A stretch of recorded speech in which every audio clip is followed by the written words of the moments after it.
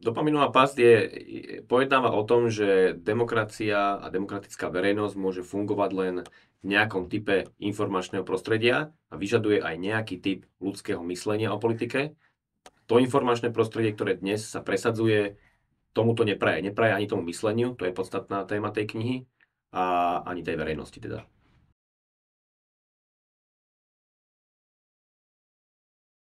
Asi ten základný princíp je ten, že tie platformy, ten systém a ten superpočítač, čo je za tým a tí ľudia, ktorí to ovládajú, najlepšie mozky sveta a dobre zaplatené, je v tom, že zneužívajú vrodené, evolučne nadobudnuté inštinkty, psychologické mechanizmy, napríklad jeden z nich potrebu príslušnosti k nejakej tlupe napríklad, alebo registrovať vždy niečo nové, lebo to zabezpečovalo v 100 000 rokov registrovať zmeny vo vlastnom prostredí prežitie, tak preto vlastne aj je tá pozornosť naša tak trhaná na všetky strany. Čiže oni vedia toto zneužívať preto, lebo toto myslenie je podvedomé.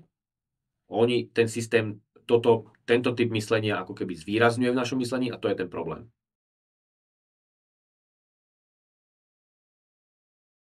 Je to hlavne veľké pokušenie, pretože ten priestor uprednostňuje negatívne emócie z princípu toho, lebo to zabezpečuje viralitu a nejaký ten dotrvávanie tých ľudí na tej sieti, fungovanie na tej sieti.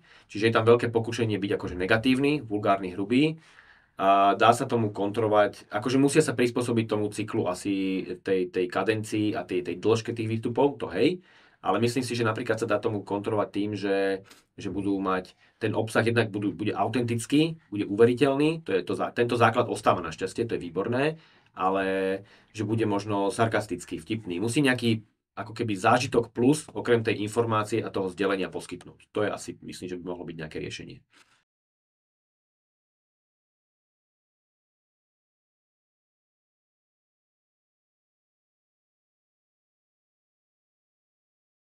Dá sa určite obnoviť. Ináč posledná veta tej knihy je taká, že budúcnosť nie je daná a to je tá výzva, ale to len na okraj.